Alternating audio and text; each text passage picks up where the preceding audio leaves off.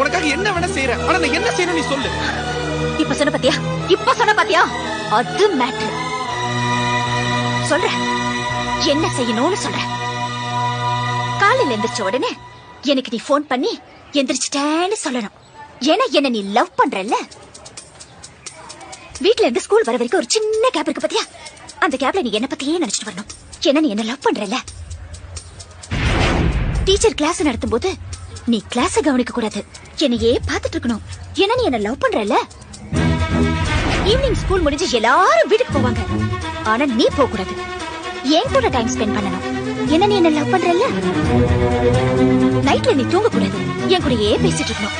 ஒருவேளை தூங்கிட்டேன்னு வச்சுக்கோ, அந்த கனவுல கூட நான் தான் வரணும். ஏன்னா நீ என்ன லவ் பண்றல்ல. லவ் பண்றல்ல.